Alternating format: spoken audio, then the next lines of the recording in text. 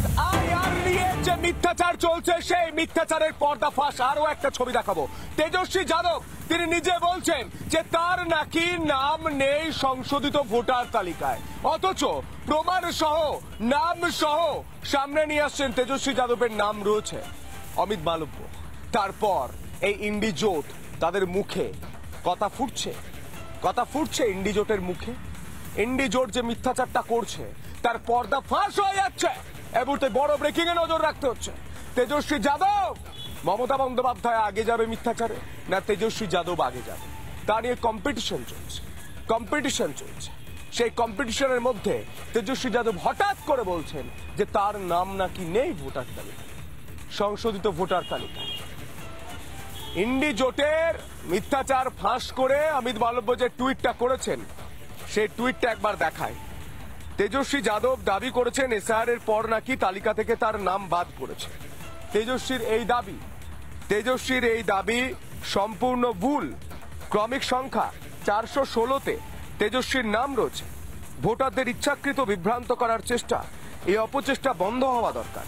Amit Malviya BJP নেতা tweet করে x হ্যান্ডেলে লিখছেন যে এই মিথ্যাচার বন্ধ হওয়া দরকার। এই মিথ্যাচার কেন করতে হচ্ছে ইন্ডি জোটকে? ইন্ডি জোট কেন মিথ্যাচারে নেমে পড়ছে?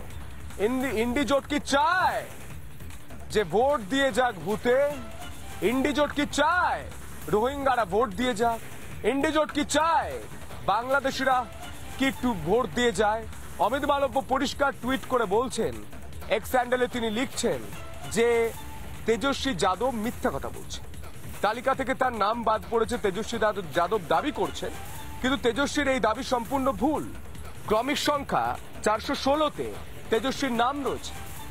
তেজস্বী যাদবকে এবার প্রকাশ্যে এসে ক্ষমা চাইবেন, হাত জোর করে ক্ষমা চেয়ে বলবেন যে মমতা বন্দ্যোপাধ্যায়ের সঙ্গে কম্পিটিশন করতে গিয়ে, প্রতিযোগিতা করতে গিয়ে আমি ভুল করে ফেলেছি। তেজস্বী যাদব তিনি ঠিক কি বলেছিলেন শোনায় আপনাদের।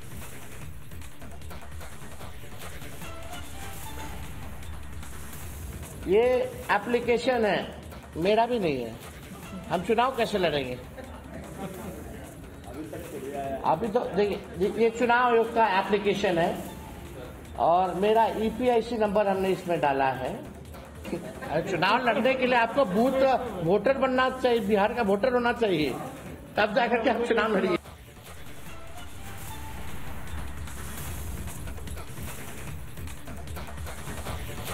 তেজস্বী যাদব রাহুল গান্ধীর মতো শিশু সুলভ আচরণ করছেন। তিনি বলছেন যে আমার নাম নেই করে কান্নাকাটি করছেন, হাত পা ছড়িয়ে কাঁদছেন। কিন্তু অমিত মালব্য পুরো তথ্যটা সামনে এনে মিথ্যাচারের পর্দা ফাঁস করে দিয়েছে।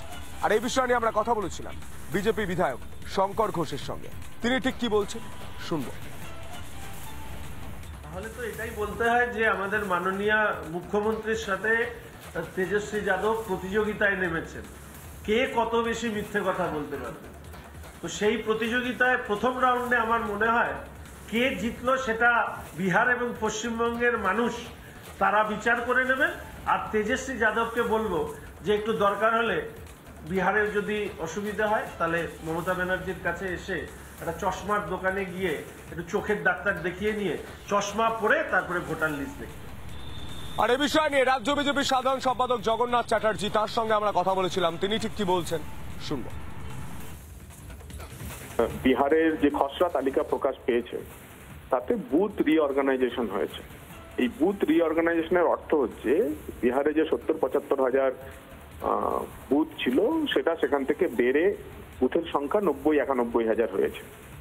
তার ফলে হতে পারে যে পুরনো যে বুথে কারোর নাম ছিল সেটা নতুন রিঅর্গানাইজড বুথে সেখানে তার নাম উঠেছে, এটা হতে পারে। এটা পশ্চিমবঙ্গেও যখন খসড়া ভোটার তালিকা প্রকাশ হবে পশ্চিমবঙ্গেও 80,000 বুথ বেড়ে 95,000 বুথ হবে।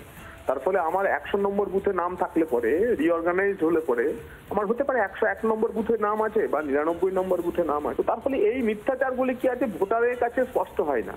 খসড়া তালিকা প্রকাশ হওয়ার পর আগামী 1 মাস সময় রয়েছে। এই আগামী 1 মাসে বিহারের প্রতিটি ভোটার দেখে নেবে তার ভোটার তালিকায় নাম আছে কি নেই। এই জন্যই তো খসড়া তালিকা প্রকাশ করা হয়েছে। নানা ধরনের কন্টেন্ট দেখার জন্য লাইক করুন, শেয়ার করুন আমাদের ফেসবুক পেজ, সাবস্ক্রাইব করুন আমাদের ইউটিউব চ্যানেল। পাশাপাশি অন্যান্য ব্রেকিং নিউজের জন্য অবশ্যই চোখ রাখুন রিপাবলিক বাংলায়।